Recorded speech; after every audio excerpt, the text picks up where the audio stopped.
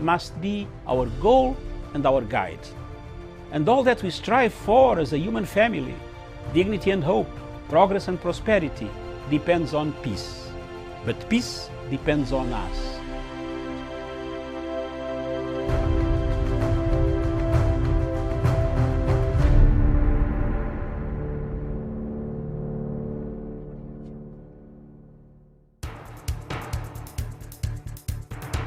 It is ridiculous and it is against the laws of nature that we can have somebody sitting pretty who takes home more money than the credible entrepreneur who is doing actual production of goods and services.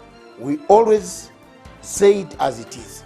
It is only in this country that when a thief is arrested, you hear elders from their tribe saying, he is our son and he is our thief. If you are deviant Yes. and I call you leader, probably you are already a leader, but you are leading in the wrong direction. We want to see the role of the youth Yeah. in the security, Yes. governance, Yes. and development. The youth that I meet and work with here, you know, we call them the millennials and X's and Y's, this and that. They don't necessarily want to live like their fathers and grandfathers, do business like their fathers and grandfathers. They're more independent, they're better educated, and they're the ones that are making everything move in this region. We look at the issues, we talk about issues that impact people's lives in Africa. The African peoples themselves continue to cheer bad leaders, and because they cheer them on, they continue to be misled. Let me ask you, doctor, would you rather be somebody who does not enjoy so much freedom but you are rich? Yes. Or you'd rather be poor who you are actually imprisoned by the poverty itself? My goal is not to come here and say, I want the majority ownership, I want to own this, I want to own that, I want to do this. My goal is we all make money and we're all happy, and I help build a big business here. Punchline is for Africa, with Africa, from Africa.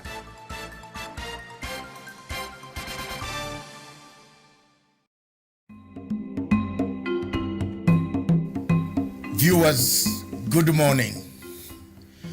This morning I want to address the issue of Uhuru Kenyatta's legacy. The legacy of His Excellency President Uhuru Kenyatta of Kenya keeps on moving, keeps on going forward and forward. Since the handshake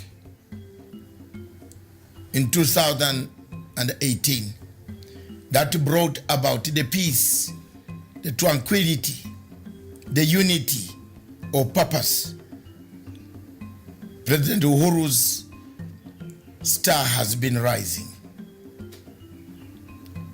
All over Africa, people are thinking of using the model that Kenya used to stop any form of violence, chaos on the streets after elections. As you know, all of you are aware that elections in Africa produce two things: after or before or after the voting. Disputed elections, winner takes it all, loser doesn't accept the results. But the Kenyan model takes us miles and miles away from the normal type of democracy. The democracy, a negotiated format, a consensus format. A democracy that gives consensus a chance. A democracy that talks about the future of a country, the unity of a country, as opposed to a fragmented country, polarized country, where most African countries find themselves in. We have seen in the last 10 years or so, most of the elections in Africa have been contested by the opposition. Very few people in Africa, countries in Africa, where opposition has conceded defeat and come up to congratulate the winner. We have seen the South African model has worked very well. The Ghanaian model has worked so well.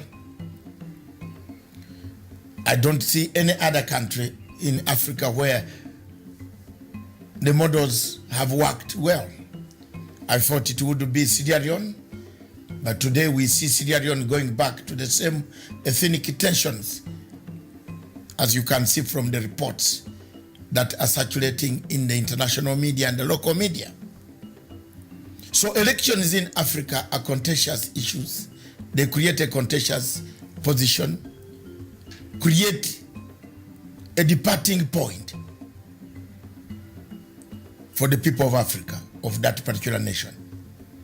The legacy of Uhuru Kenyatta, therefore, will be remembered for having brought the tranquility that we have today, the peace, the new format, the new tool of having a better organized civil Africa, an Africa without violence, an Africa without chaos after elections, when the opposition accepts to work for the interests of a nation, not personal interests.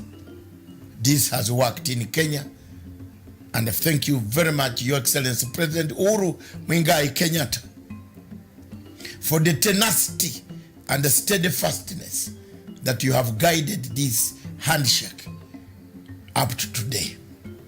For those who want to mutilate the handshake, belittle the handshake, one lesson they should learn is to look at Libya. Libya was once a territory we all respected. It is no more. Let's keep the handshake and the legacy of President Uhuru Kenyatta. Thank you.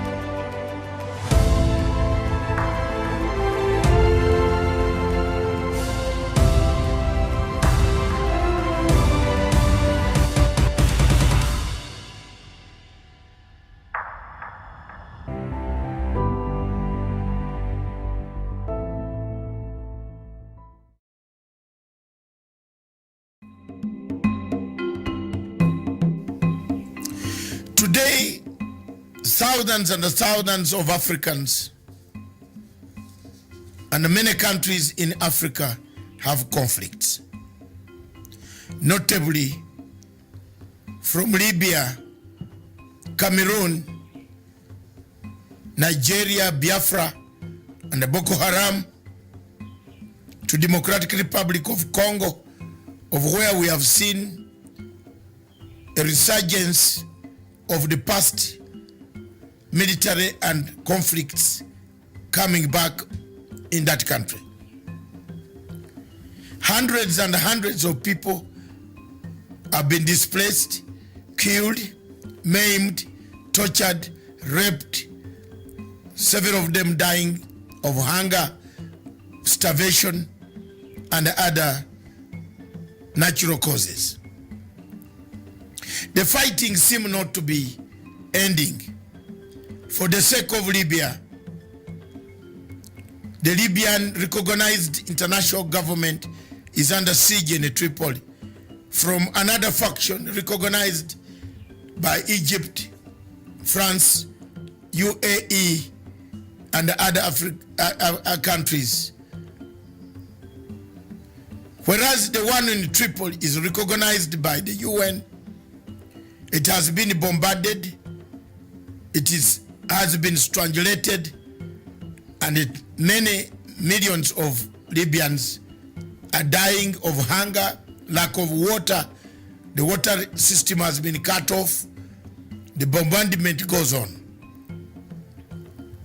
In Democratic Republic of Congo, we've seen more of active rebel activities returning to the region after some silence has been observed.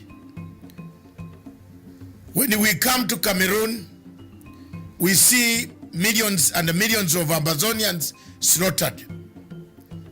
Yet, when you come to Biafra, again millions and hundreds of millions and millions are worried, displaced, tortured by the Buhari regime. Yet again in the north, we see Boko Haram killing, maiming, abducting, and burning down villages in the same Nigeria. When you cross over to Central African Republic, the same is the history that has littered Africa.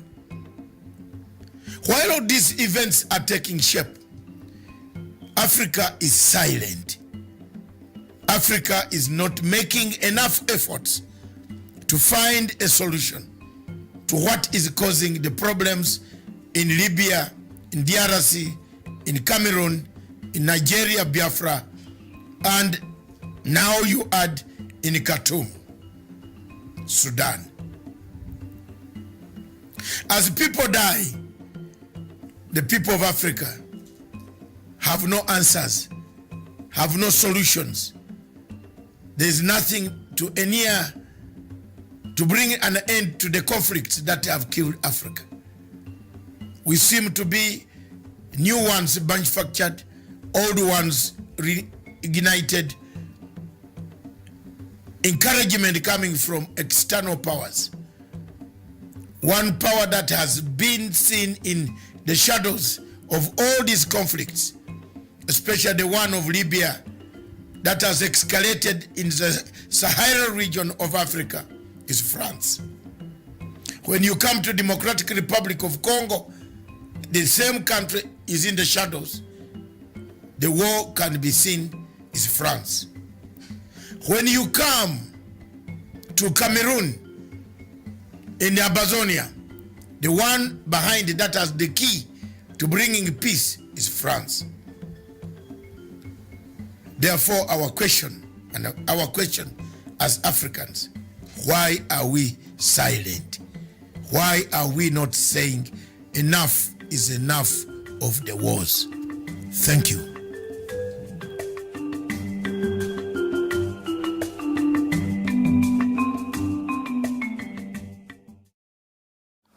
In the fight against corruption, it has been demonstrated throughout the world that unless you sustain the war, and it is a war, remember that there are individuals, not only in Nigeria, but throughout the world, who suckle from the breasts of corruption.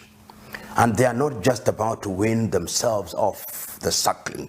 They must be forced out of it, and they'll fight back. Because there are individuals, even in government, in all sectors of government, who now take their children to school on the basis of money corruptly acquired. They live in houses that are corruptly acquired. They do everything on the basis of things that are acquired through corruption. So when you want to stop it, they are going to kill you. They are going to ensure that you are neutralized. These are the people that you are fighting against, because these are individuals whose conscience is dead. And they are going to do anything on earth to prevent you. In fact, when one chooses to fight corruption, one must remember that he or she can't be eliminated at all times. And what President Buhari, and indeed any other president in the world, must do is to recruit the population. If the population has been wedded to the idea that corruption is a bad thing, then that is the beginning of the success of that battle. When I see, for example, your former Minister for Petroleum being investigated in the United Kingdom without being a sadist, I'm very happy. Because if you look at the wealth that he is alleged to have accumulated, that is unexplained wealth. Even if he lived for 1,000 years, she would never make that kind of money.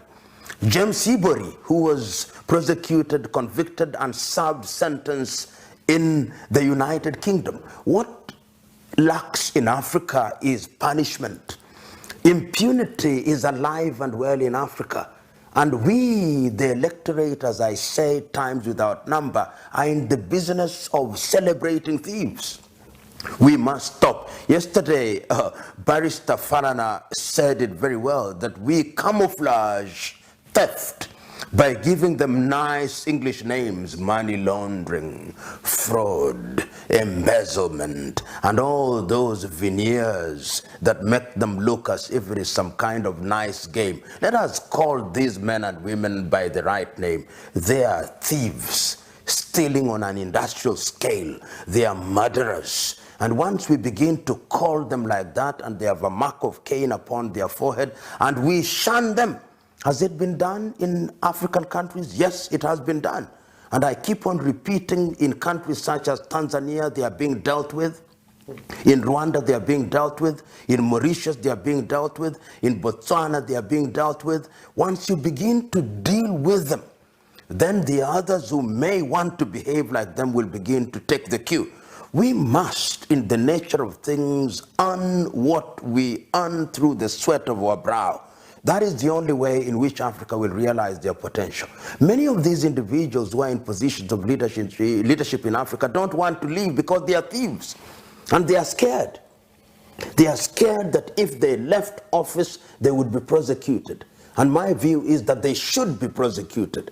You know, individuals such as Hissène Habré, who we know what he did, was it in Chad, are a good example to the leadership that impunity will not thrive.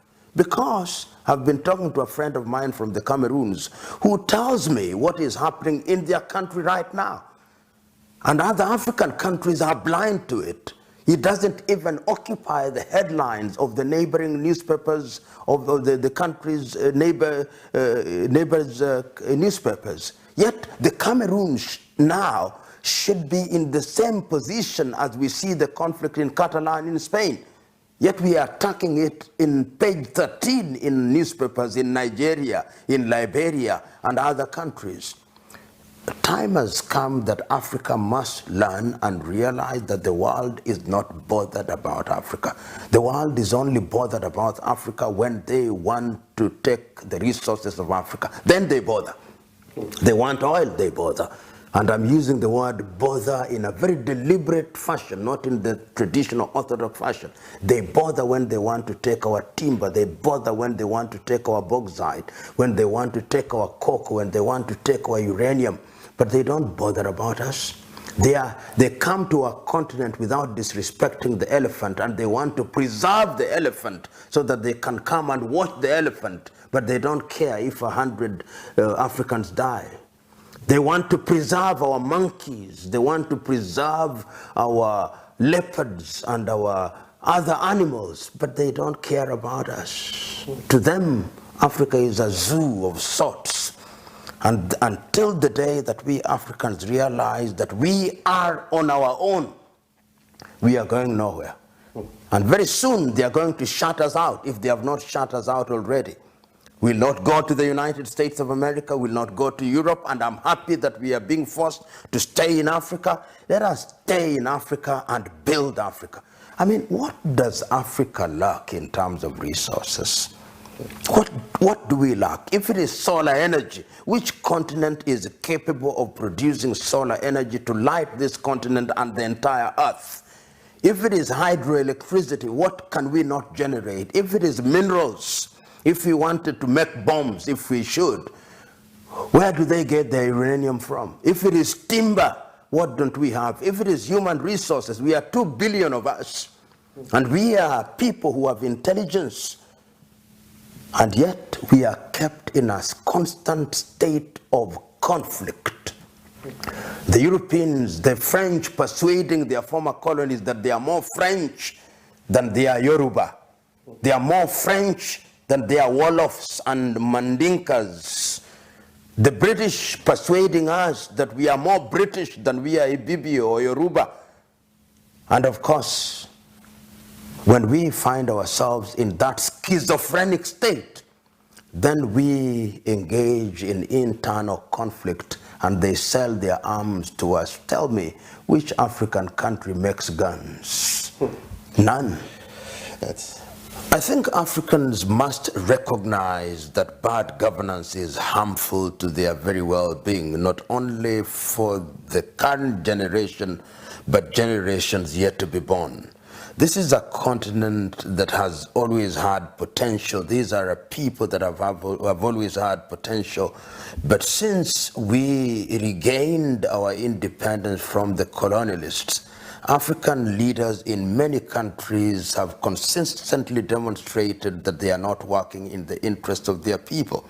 And that is sad, because many of the individuals who occupied positions of leadership are still beholden to the colonial masters. We see former French colonized nations, leaders who are beholden to Paris, those who are colonized by Portugal, beholden to Lisbon, those who are colonized by Belgium, beholden to Brussels, those colonized by the United Kingdom, beholden to London, and the single country that was colonized by Spain, Equatorial Guinea, beholden to Madrid. And this is tragic. Of course, currently, many African leaders are getting beholden to Beijing, and progressively the United States of America in Washington. The net effect is that the African agenda is being sacrificed to the detriment of the peoples. And we have examples which are live as I speak. The problems in the Cameroon, the problems in Togo, the problems in South Sudan, the problem in Central African Republic, in Mali, in Mauritania. And these are sad things. And the tragic thing is that the African Union appears to be helpless in this situation. Africa has been victimized by systems of government which we do not understand and which are not serving us well. And the time is now to wake up and to begin to find African solutions to African problems.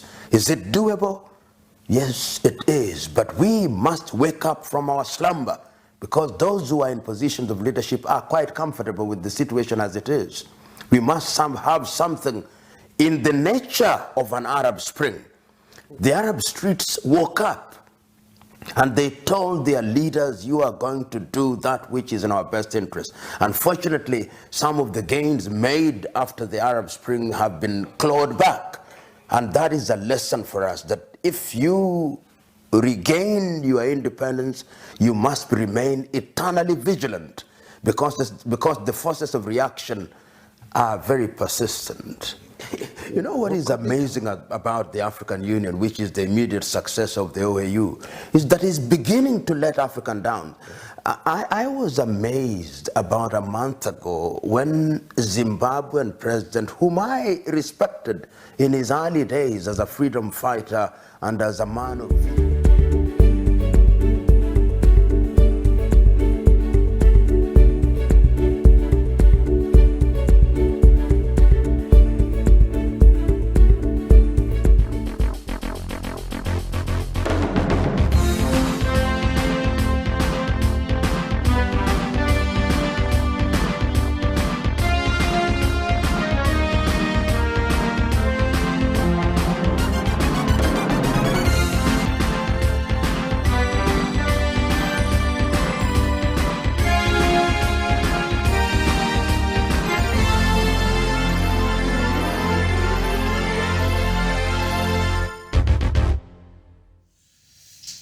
Good morning, viewers. Welcome to Punchline Africa TV, broadcasting live from the Republic of Kenya in the coastal city of Mombasa.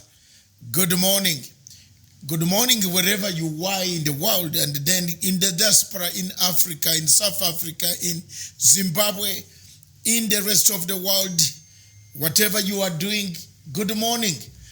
We want to wish you a good day and a good week, starting live from our satellite that is picking us from the Republic of Kenya and then German through our connections in Mombasa. Good morning, Africa. Africa remains the centerpiece of our discussion. This morning, it remains the centerpiece in the sense that we want to look at what ails Africa, what kills Africa, what destroys Africa. PLO Lumumba has been talking about the same thing. Africa, we are the people who praise our thieves.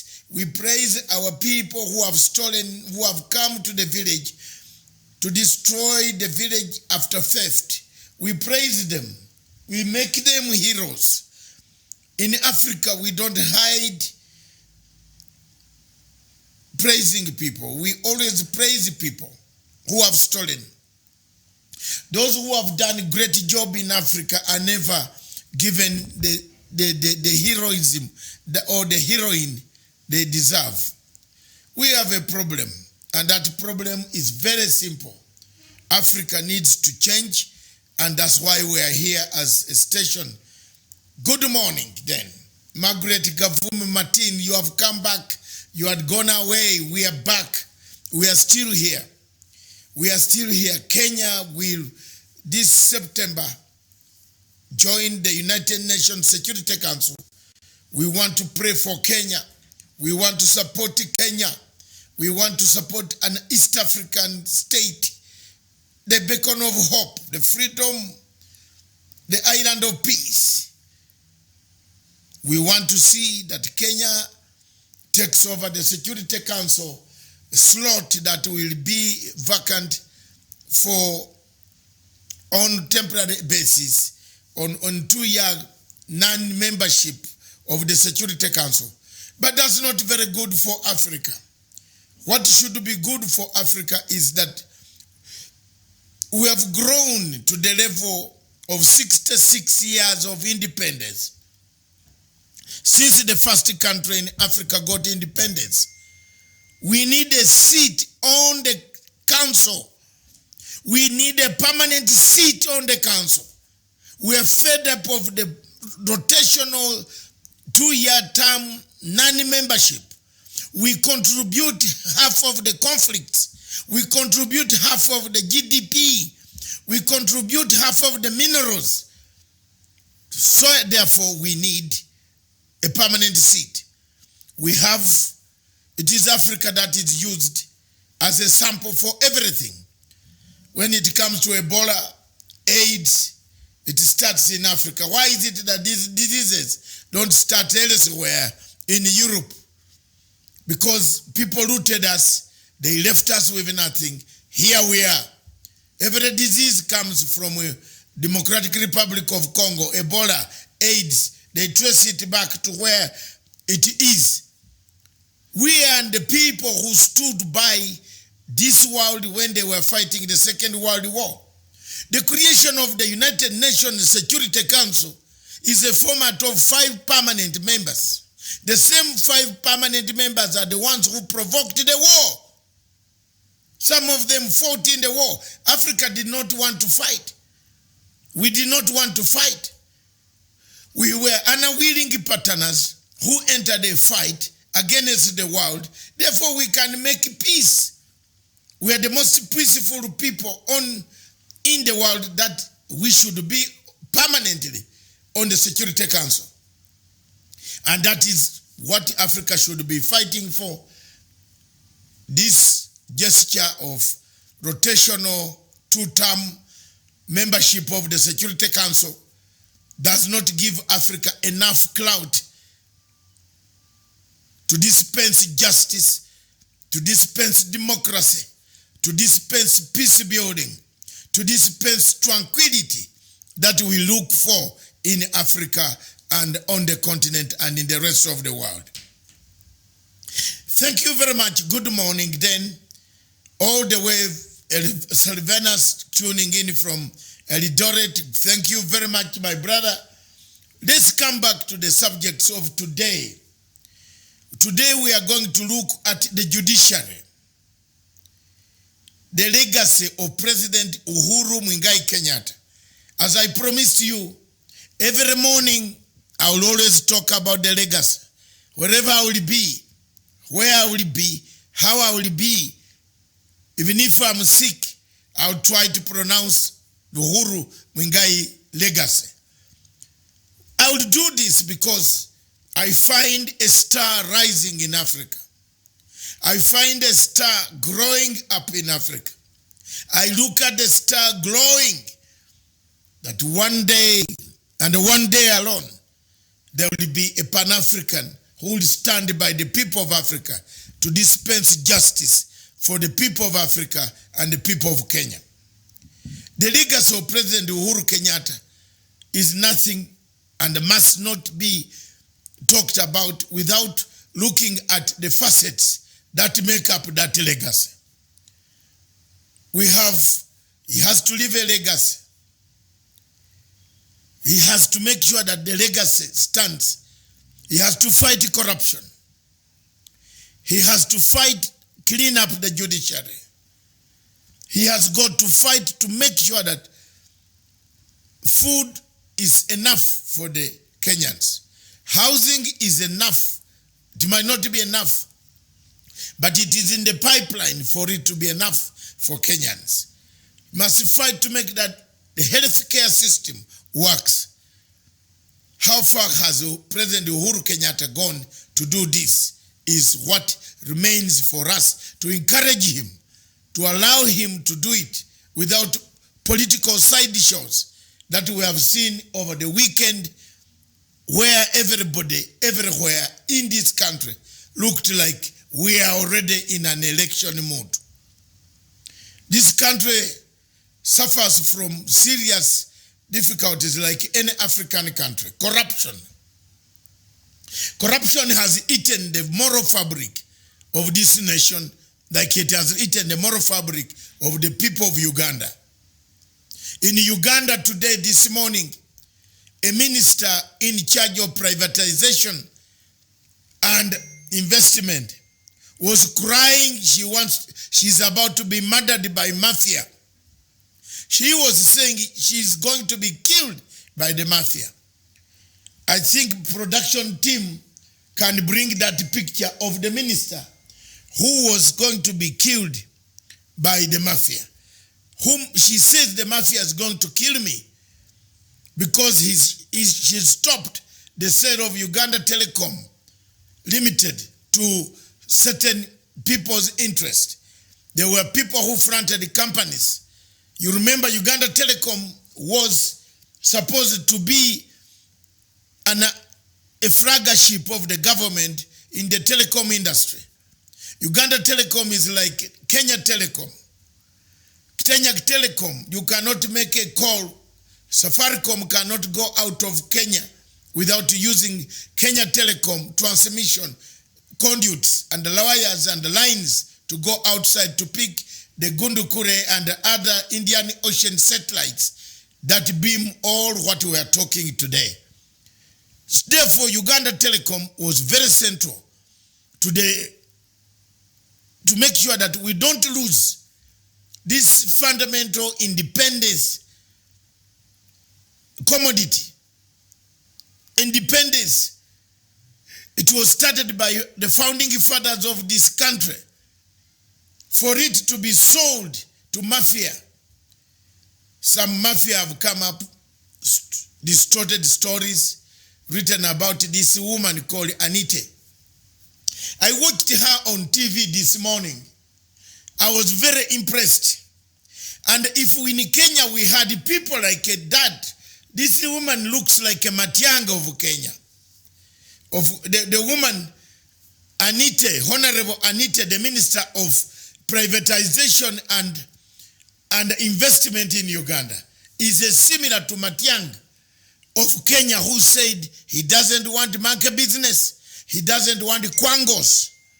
You can do anything you want to do, but he's not interested in Kwangos, and he's not interested in monkey business. Today, the uniforms of police are being manufactured quietly, cheaply, through the stand that Matiang'i took. The legacy of President Uhuru Kenyatta must work. It has to work. How it works depends on the support that we give him on a daily basis. I want to ask my production team to look at aspects of the judiciary. Fred, I've sent everything online onto you on your WhatsApp. Bring them online so that people can see what the treasury of beginning with the first one up to the end. This week and the last week, Kenyans should not be happy that the Akasha family is going to be sentenced one by one. Kenyans should be very upset to the fact that you have thieves, you have people who killed people, you have people who destroyed lives of people. They were here, and they are here, and they continue to be here, supported, equipped, supplied, protected by the institutions of the judiciary. If you look at this story, unbelievable story, it's not being made by me, but it is being said. I've only looked at, as a researcher, looked at what the papers say, transformed them into documents to explain to the public. Look at what happened here. Bakasha accepted guilt. His sentence was cut. He would have gone for life, over 50 years. But he accepted the guilt and said, yes, I did these things. But I did not do these things alone. I did not do these things alone. I am one of the few people in this country, in this East Africa, who has stood and said the Chief Justice of the Republic of Kenya is corrupt. It's not corrupt, but incompetent. But now it looks like somebody yesterday corrected me. He said he might also would have known some of these operations in the court.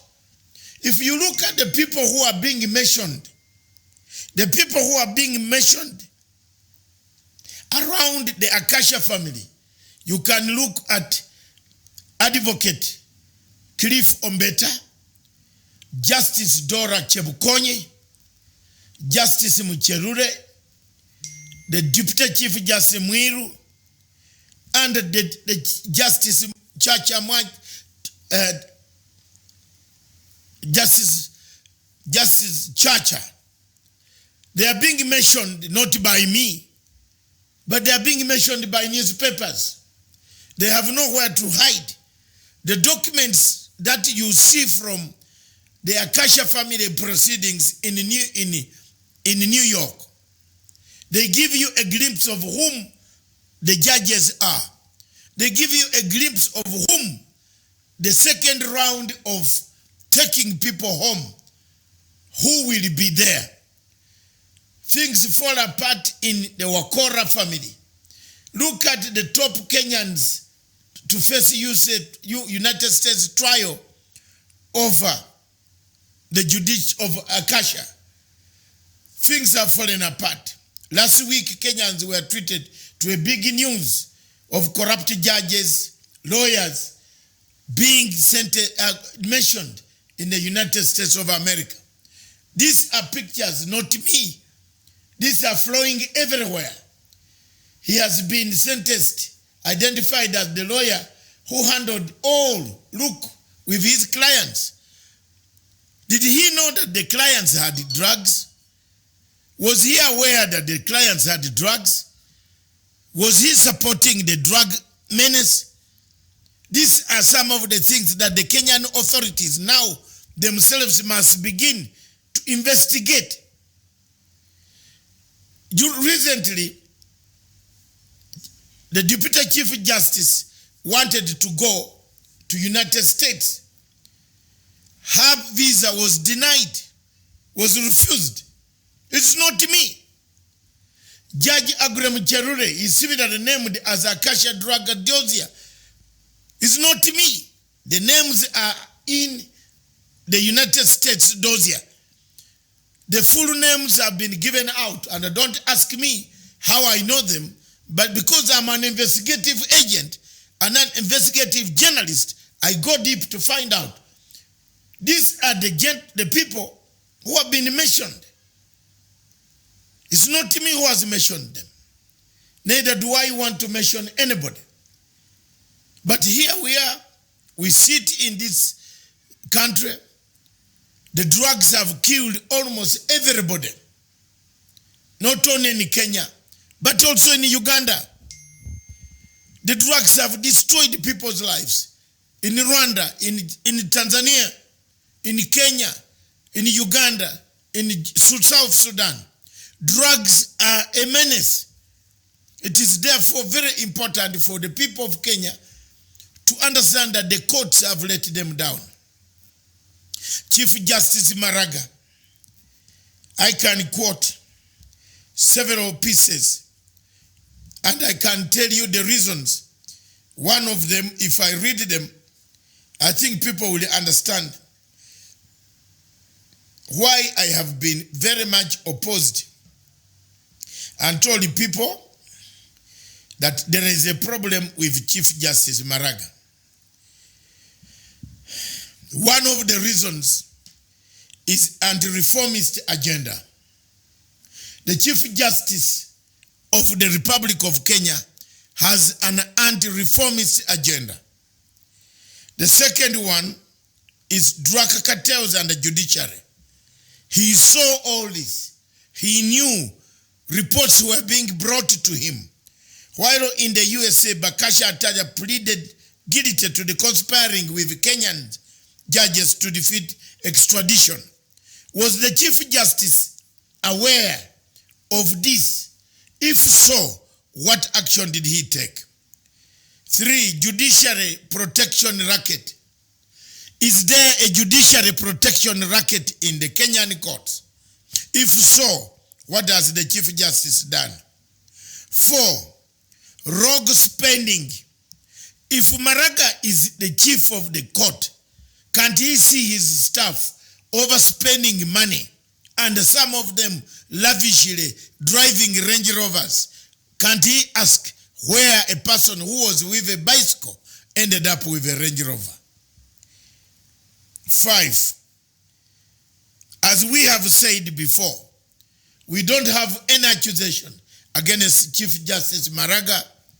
We don't have anything to say he has stolen money or whatever. We only have said, and I continue to say, Chief Justice Maraga is incompetent, inept. That is all. My accusation is he is not competent to run.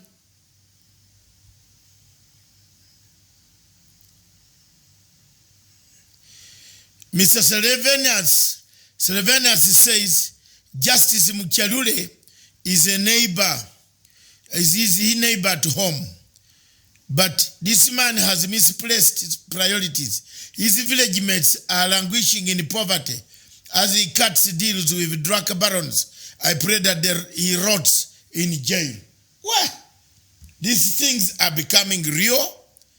It is not any rumor anymore. It is not a rumor that at one stage the people are coming, those who came for Acacia will come again. It is not a rumor.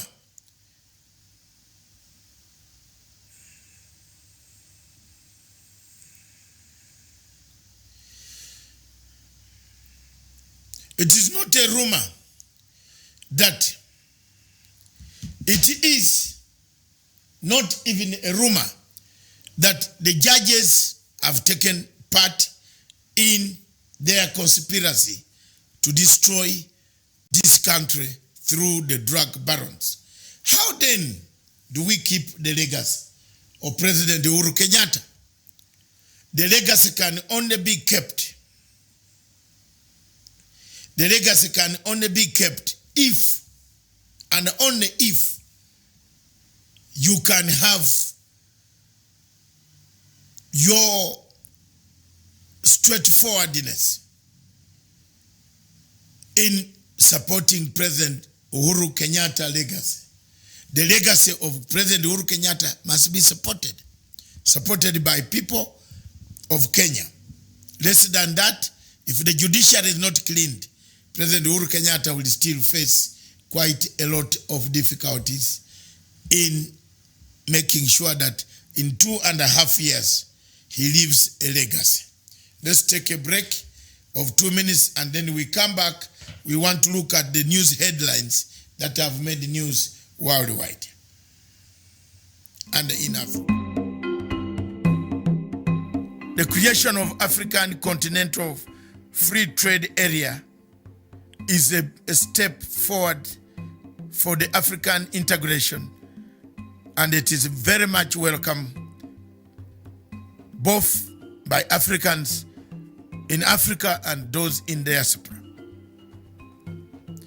The creation of such is the only second one since the formation of World Trade Organization in 1994, and is only compared to the size that can compete if it works in Africa. 1.3 billion people will benefit out of this free trade that has been signed and endorsed by 54 heads of state. After several years of up and down in the valleys of Africa and the mountains of Africa, we finally came to a conclusion that this has to happen, which brings us to the dream of Kwame Nkrumah when he said, at least building a block by block, Africa will one day unite to stand as a united continent. But are the members of this African Union committed? Will they implement what they have decided?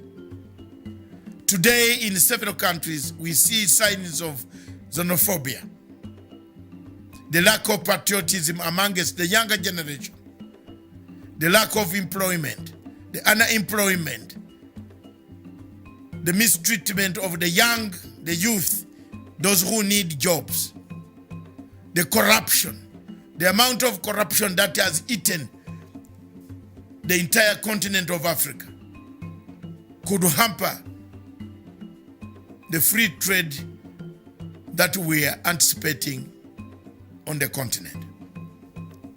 What measures, therefore, have African heads of state put in place to ensure that those who lag behind, those who drop out, must be penalized?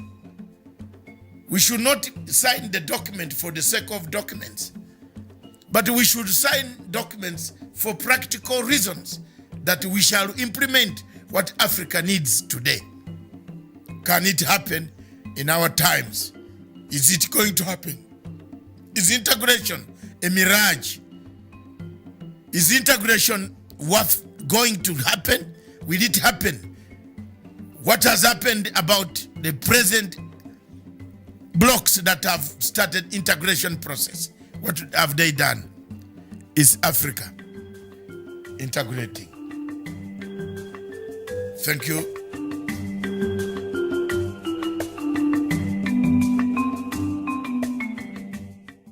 Thank you very much, viewers. Welcome back to the one of the segments for this morning. We were looking at the legacy of President Uhuru Kenyatta. We have looked at the aspects, corruption, the judiciary, what can be done. Can we do better as Africans to help him to leave a legacy?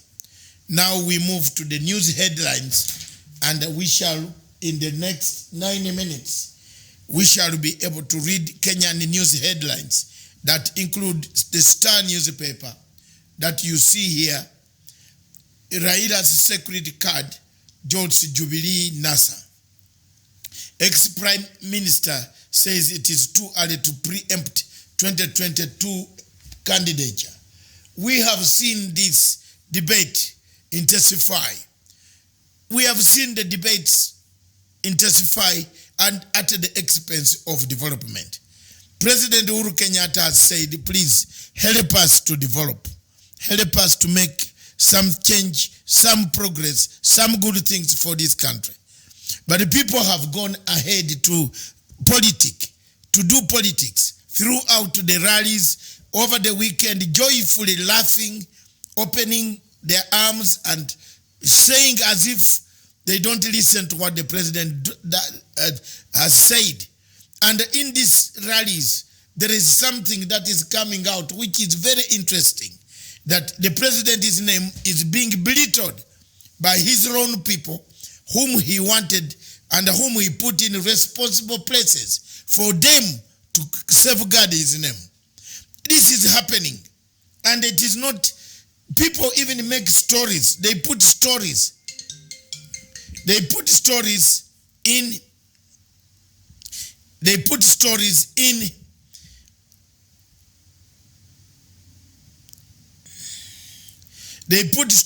the newspapers, and then they come back in the morning and they say, it is not us.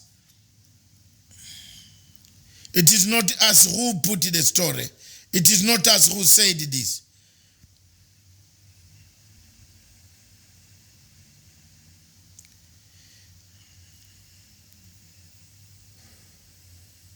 And this is exactly what is happening in Kenya as far as things are concerned.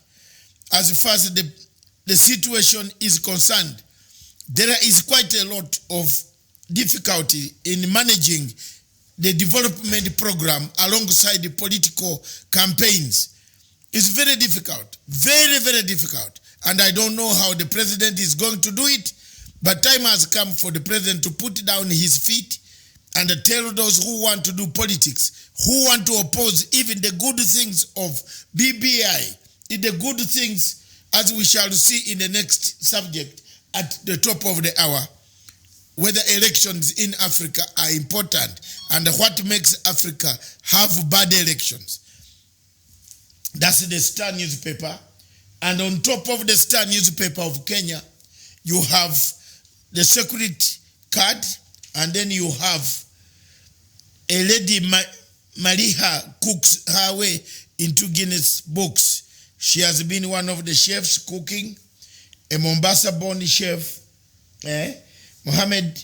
Mariha Mohammed, on Sunday during the 75-hour cooking marathon to break the world record. 36-year-old cooked for 75 hours, beating the current Guinness Book records holder, Ricky Lampkin from Los Angeles. Thank you very much, Madam. Well done for East Africa and for Kenya. The other thing could mention of has roots in idol worship, one's evangelist. Another thing is Olelenko. I can pull another Westigate. Why? Olelenko goes to Kajiado and he's busy, spending the money without authority from his county council. So he might end up in trouble. But when you say 22 million just to celebrate what you have done, then there is a problem here. Another thing that is making everything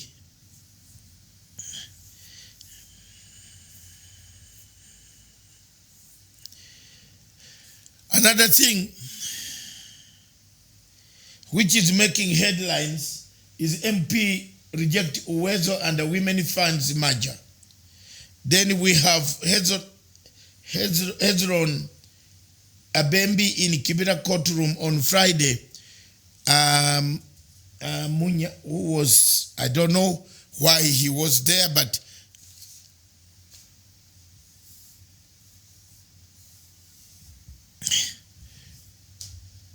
then we have Tobacco rules out negotiation on Mao Forest.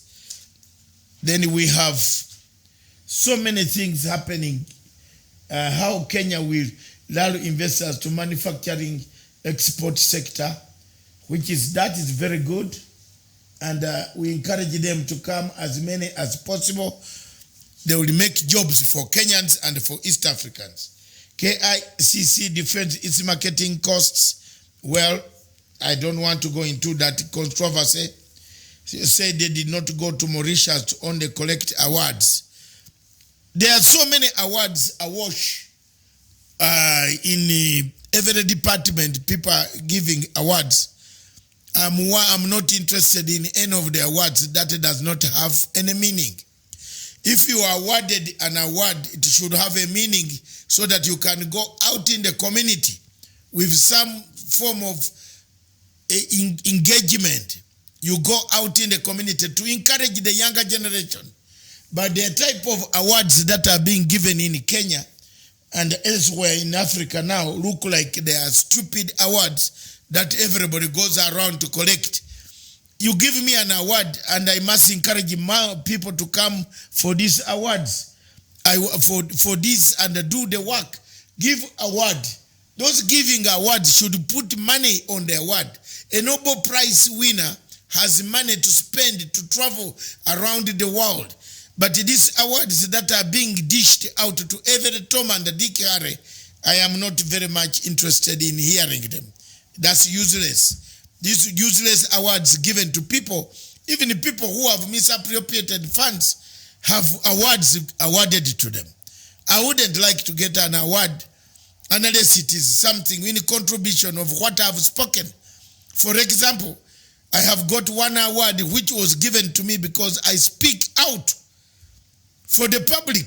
I went to the ICC and spoke out for people who nobody was speaking for them. People had left them to go on the road. I spoke out, stood out, and here we are. We have moved on. Talking about ICC, news that is coming from ICC, news coming from ICC indicate that the former Minister of Youth of Ivory Coast has been released and he has won a case against ICC. These are news coming right now from The Hague. A former Ivorian Youth Minister, Charles Blay Goud, who was acquitted this year of alleged crimes against humanity, was Sunday chosen to head the Coptian youth movement in Ivory Coast, which he promised to turn into a political party. That is very good politics now. But that man was very popular in Ivory Coast. He was indicted over flimsy charges, which were later on we fought so hard, we defeated them, and he's free now. Now he wants to form a political party back at home. And then, you see, the German and Hungary leaders to mark the end of the Iron Curtain.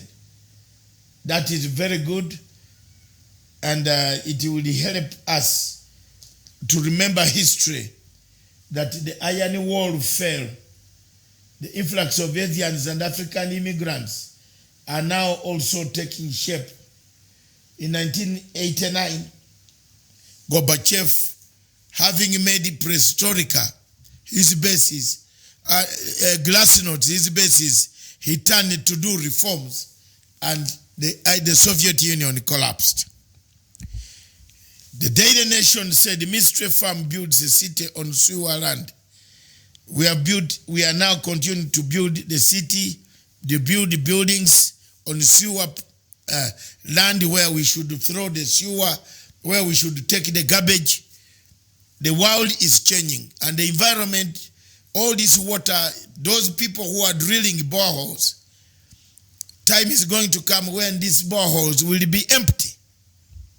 And there will be no water coming out of the boreholes, because natural taps that God put down there for reservoir are being misused. Things are drying up. So we better look at the possibility of not ourselves becoming victims, because we ourselves inflicting heavy things against ourselves. Another headline in the Kenyan newspaper Standard is Ruto, Raila must keep peace if he loses. What about him when he loses? So he should also keep peace when he loses, because don't share the other one. I'm reading from the headline. I'm not saying he will lose. He's a candidate of Jubilee, and Raila has not told us whether he wants to be a candidate of which party. So both of them, anybody in election. And on that note, it brings us to our next topic, which is very, very interesting. And I would like to take some minutes to prepare myself to come to talk to you in a short and a precise, and then I will make a video that will circulate to the world as it is. Well, we are going to see elections and conflicts in Africa. What causes conflicts? Why is it that Africa all the time has, when we hear of elections, we run to kill each other. We run to stock arms. We run to buy pangas. We run to buy machete. Don't go away. Just listen to the next phase of our show. Keep watching.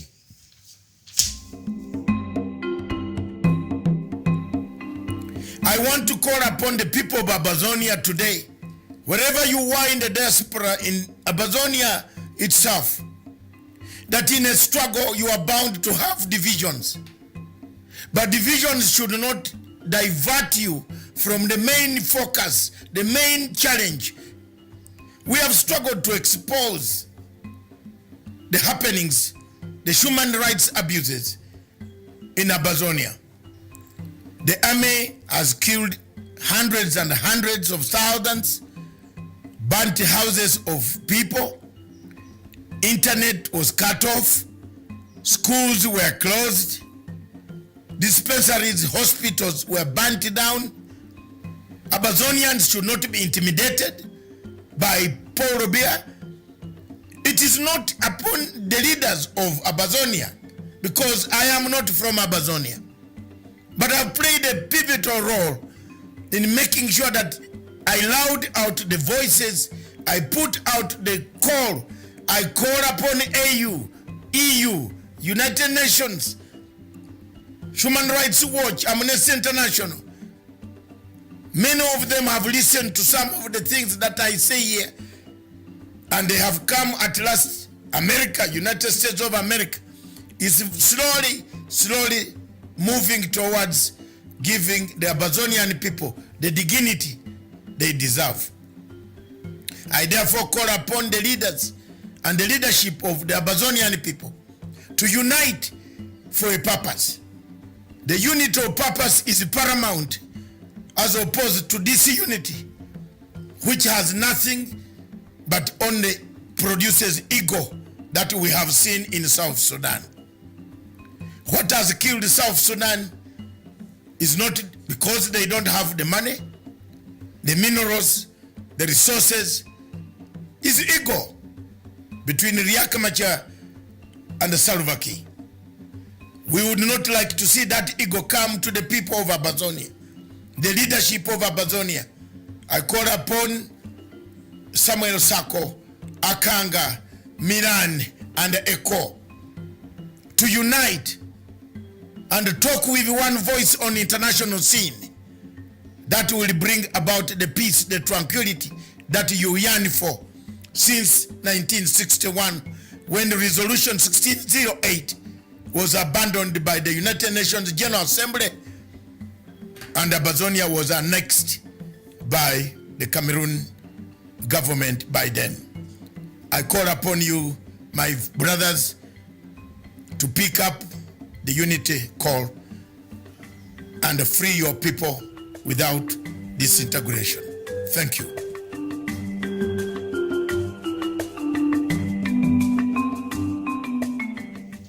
Thank you very much. We come to the last segment of our show. Our topical discussion this afternoon is based on two things: elections and the conflicts in Africa. Why is it that in Africa conflicts occur wherever there is an election?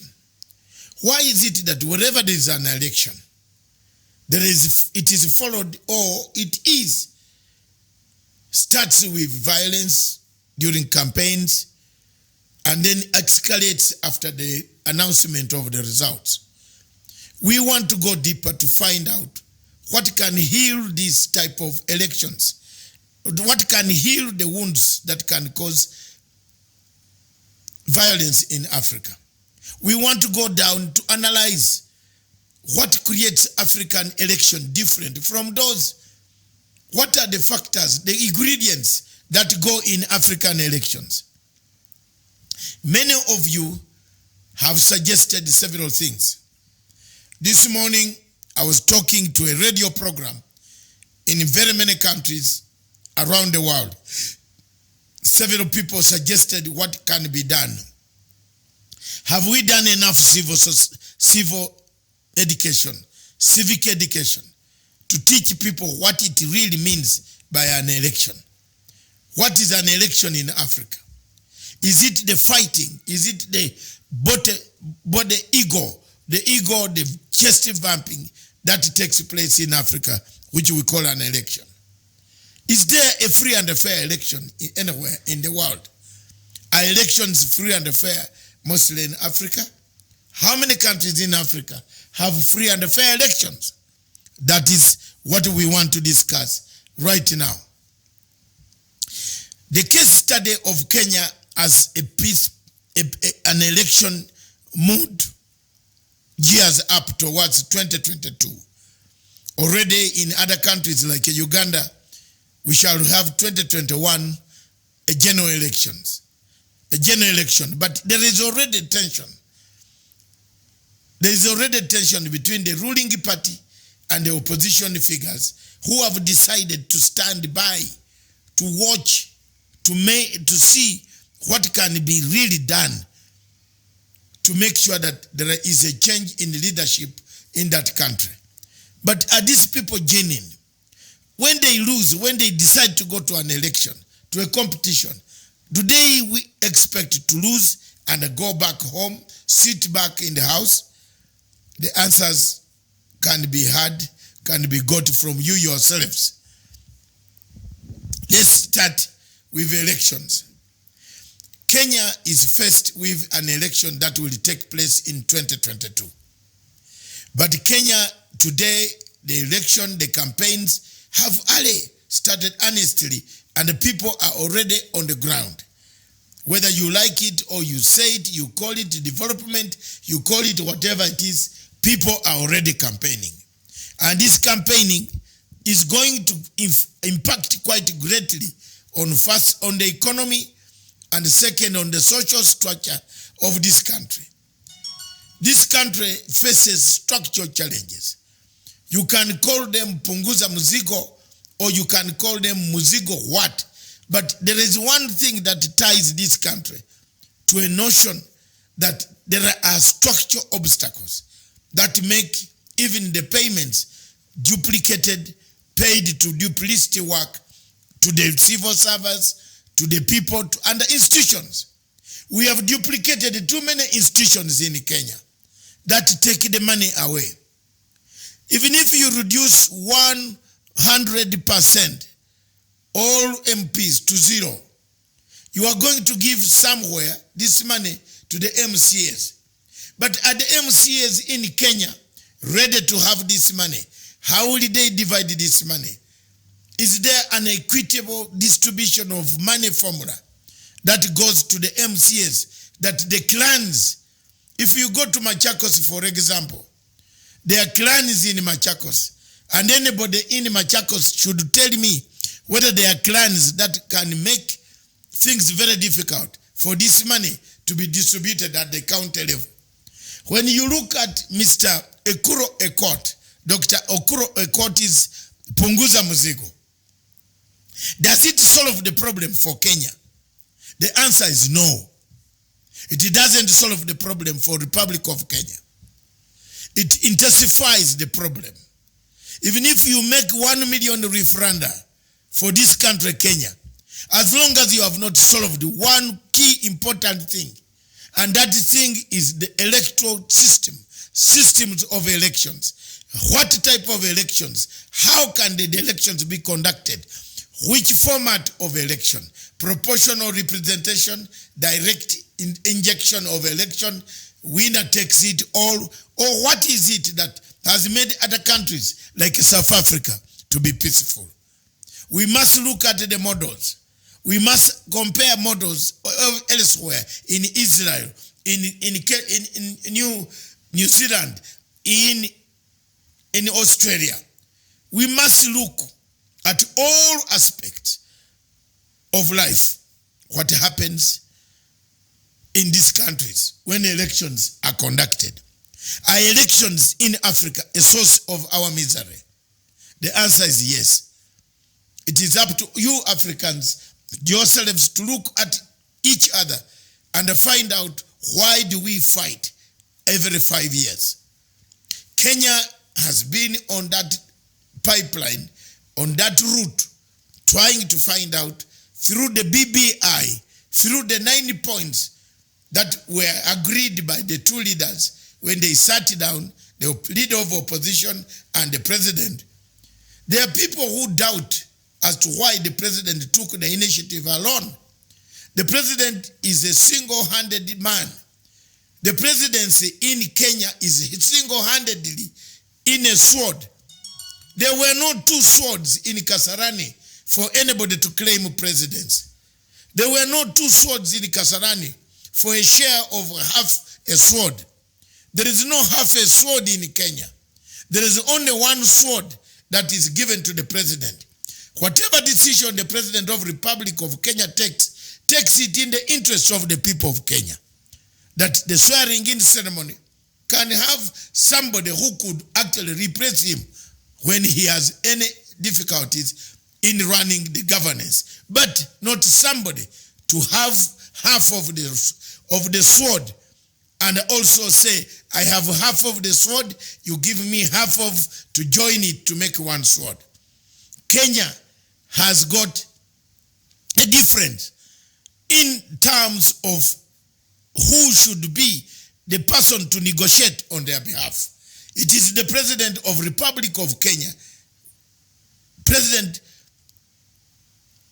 Uhuru Kenyatta, who has the mandate, whatever decision he takes, to make sure that Kenya is credibly represented. He doesn't need to cut the sword and eliminate it some part to somebody. So, given all this, we want to look at the situation as it stands today in Kenya. Mr. Uhuru Okot has brought Punguza Muzigo. It is something which is very popular. We are not looking for popular names. We are not looking for populists. We are looking for solutions. A referendum on Punguza Muzigo does not help Kenya to stop violence. After every 5 years, if someone has got something different, please those you can please, but not intellectuals like me. I believe there is something that can change this country into a better country by understanding what is it that we need to stop the cycle of violence every 5 years. It is that I am interested in as an East African. that when I come to Kenya, I will be myself. When I arrive in Nairobi, I will sit without looking behind of what is going to happen next or tomorrow. The referendum can be held. You can hold 2 million referenda in Kenya, but you cannot change the violence circle that surrounds elections. That is it. If a court came up with a solution for electoral reforms, only one, he doesn't need, the rest will fall apart. Why do people struggle to become MPs? Because there is a bad electoral reform, electoral system that allows every Tom and Dick Harry to enter the elections. But if you have put your electoral system in place, formidable, with everybody, every tribe, every person, every color, every tribe, every ethnicity represented, you have no worries. You will select the best people and you will select very few. Automatically, it kills out, it turns out to destroy what we call the Punguza Mzigo operation. The Punguza Mzigo operation could have been a better operation had it, and let people listen to me, had it said to Punguza Mzigo, there is duplicity. What Kenya suffers from is duplicity. We duplicate, institutions have duplicated work. What is the use? What is the work of a CS? What is the work of CAC? What is it? What do they do? That the CS, what's the work of 2 PS, permanent secretaries, principal secretaries in departments? Yet this work can be done by only 1 PS through other operations, through the computer systems. We can reduce money, save money by 1 PS running a ministry. Even if you reduce, and I want to make it categorical, even if you reduce 0 MPs, how will you select them? There will be a quarrel to reach the number 0. There will be a quarrel to reach the number 147. You are creating a conflict. A court's view is creating conflict. There are people who are clapping today, but they will see it tomorrow. It is only people who have not read conflict resolution. But I have read conflict resolution upside down. I am one of those who advocated for this strategy of redemption strategy. Believe me or not, I don't want history to judge me harshly. That if you go with only reducing the bloated structures, you will find the same problem recurring after every election. Kenya will fight again, even if you reduce the MPs to 147. Kenya will fight again, even if you abolish some institutions. Kenya will fight again, even if you try to remove certain institutions. Kenya will fight, even if you have less bloated institutions. There will be a fight in this country. The country will fight because it is not the bloated structures. It is a web of structures. Structural challenges face this country. One of the structural challenges that faces Kenya is the question of elections. Elections in Kenya are not manned properly. Elections in Kenya are not conducted in a manner. Election in Kenya system is wrong, is skewed system.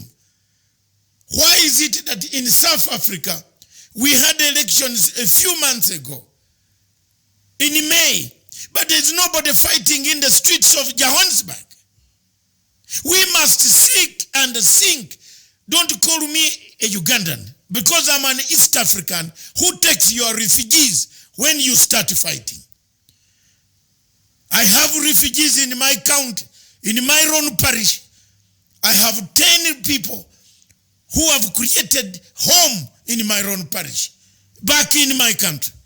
Therefore, I have a stake in talking about the the bad things that Kenya can produce if we don't talk about them properly.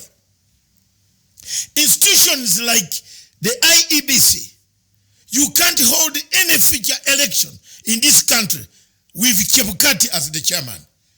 It is very naive. You are going for suicide.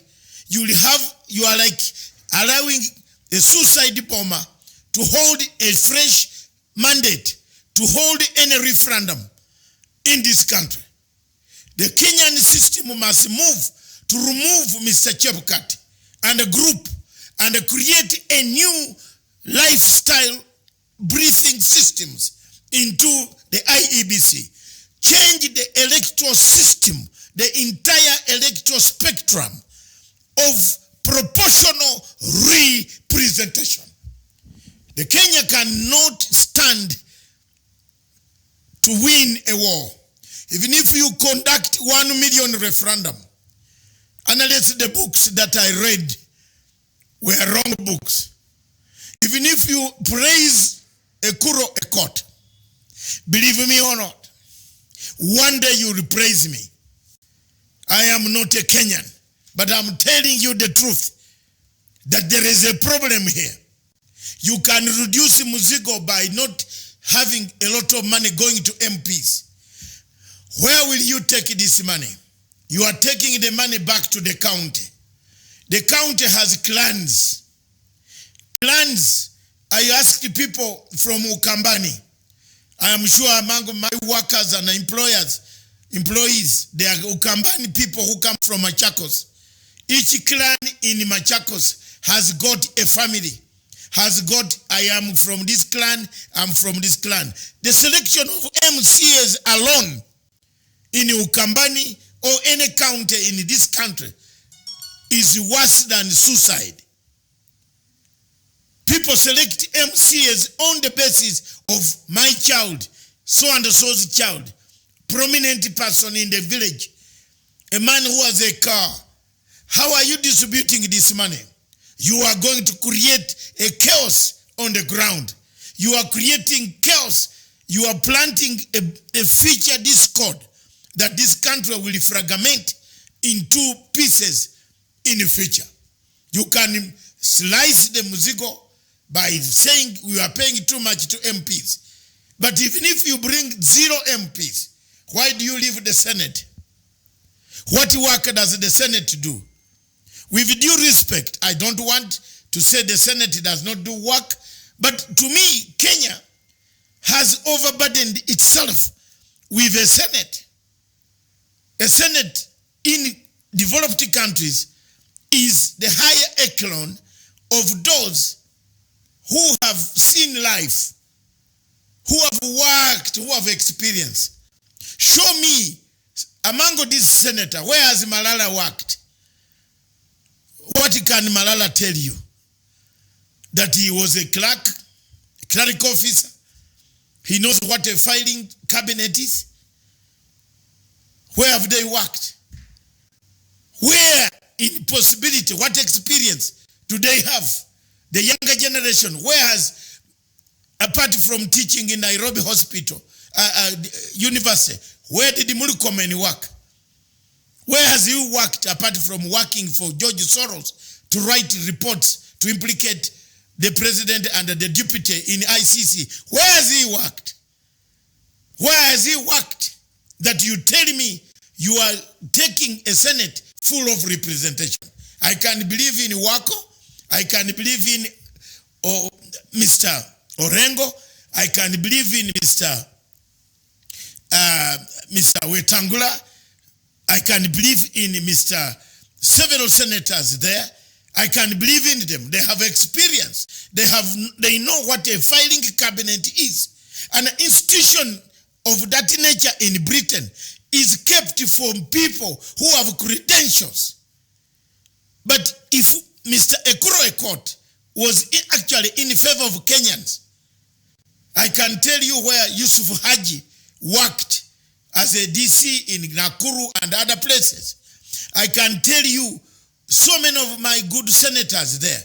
Ongeri, Professor Ongeri, they has worked I can tell you Betty Mugo has worked.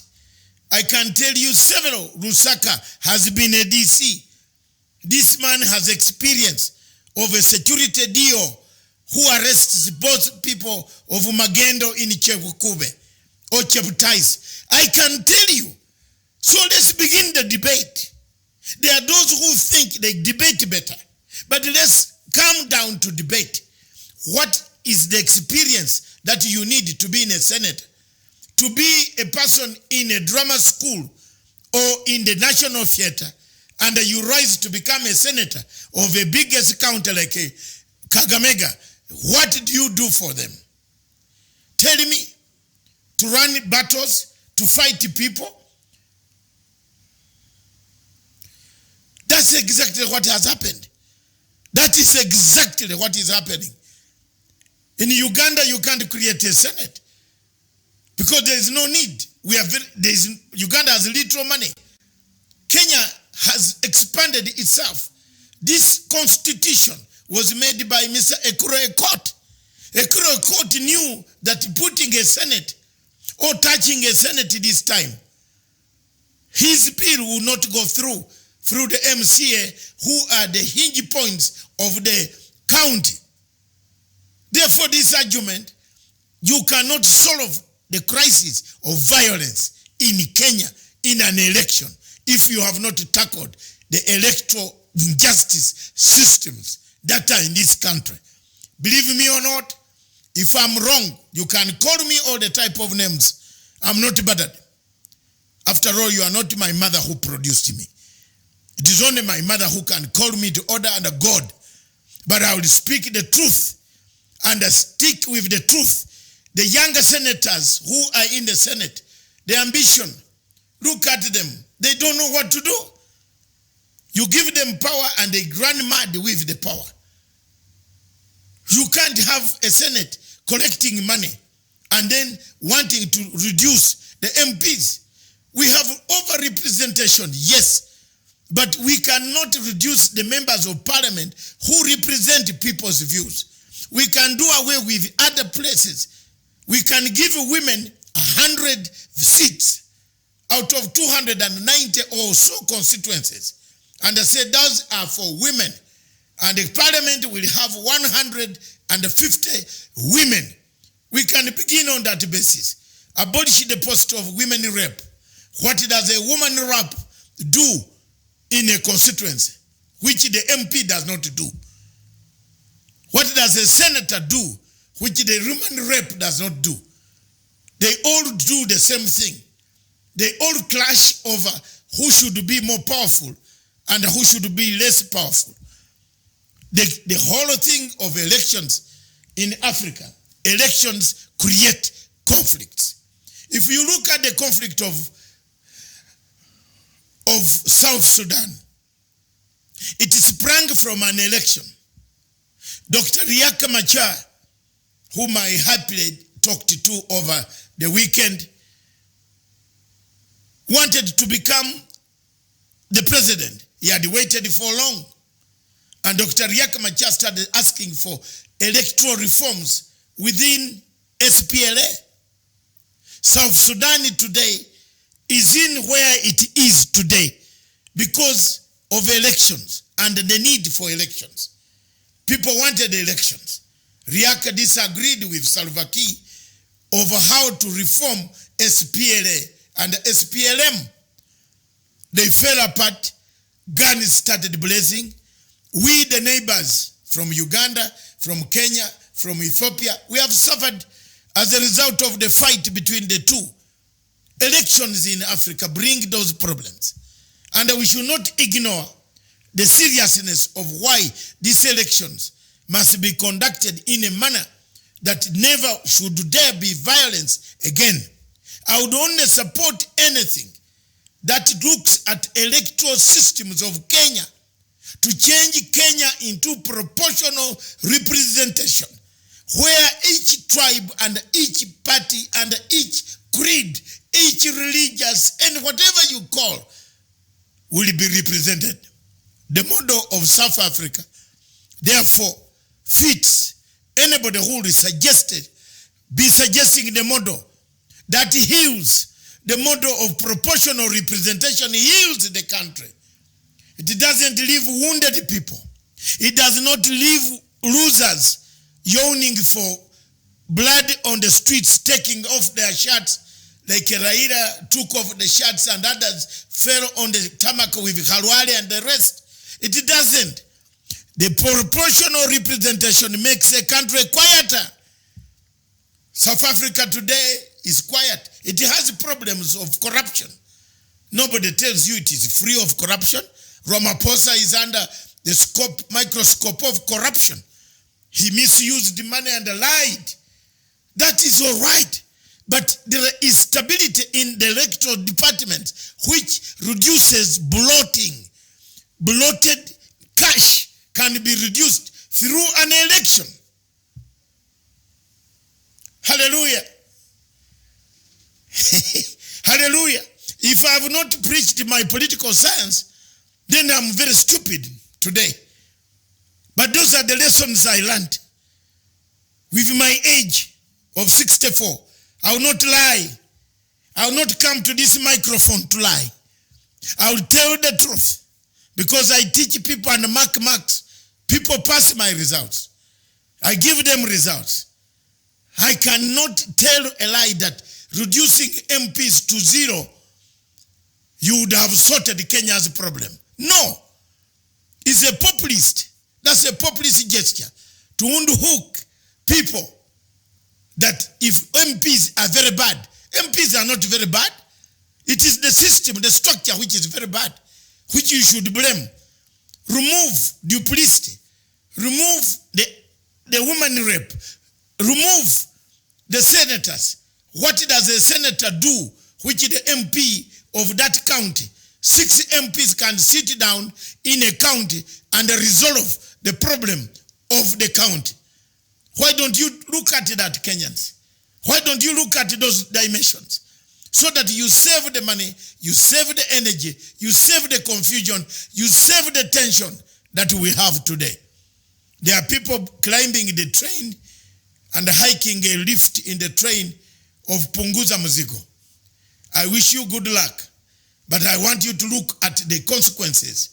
Will it ever solve? Even if you hold 1 million referenda in Kenya, you will never solve the problem of the cycle of violence unless and until you address the question of proportional representation in elections. Thank you. I want to now make a clip to the public and to the world. Viewers and the comrades, the people, the Pan-African people of Africa, and mainly the people of Kenya. Elections in Africa create difficulties. Everywhere in Africa, you find conflicts emanating from elections. Results declared, the loser does not come out to concede. Elections, if not well managed, can trigger the worst crisis for any nation in Africa. It is therefore very prudent for the people of Kenya not to buy populist ideas and forget the hinge point of electoral reforms, electoral injustices, electoral systems, mechanisms that can change Kenya and bring a credible results of an election where the losers and the winner will agree this was a fair contest. Given that circumstances, the circumstances that surround our badly managed elections, Kenya faces this challenge. A referenda of reducing MPs to 0 does not solve your problem, because that problem of Kenya is a structural challenge. It's a structural challenge in the sense that the structures themselves give access to more money stolen, to more money hidden, to more money misappropriated by various institutions. Therefore, to have credible electoral reforms, credible electoral systems, credible electoral mechanisms will resolve 1/3 of the Kenya's problems, in that we shall have credible, proportionally elected people who represent all the views of the people of Kenya. That is my take. And that's the take of anybody who looks at the current situation, that any group that would come up and does not discuss the question of elections in Africa and in Kenya as a case study, and use it and look at how many dead bodies do we always collect when we mention the word elections. It is all over Africa. In Uganda, it is happening. In Zimbabwe, as we speak now, they are on the streets of Harare. It's because of elections. They want to come and overthrow and break down everything in Zimbabwe. It's elections. So elections in Africa create conflicts. But how can we stop violence before and after elections? Is through proportional representation of the model of South Africa, which has held elections, but there's peace on the streets of the cities. Thank you very much, viewers. Thank you very much, my people of Kenya. That's my message. I stand to be corrected, but I think it is only until you get a proportional representation system that will deliver every part of this country into your house of representation, into your elections, is when stability and tranquility will be permanent forever in this country. Thank you.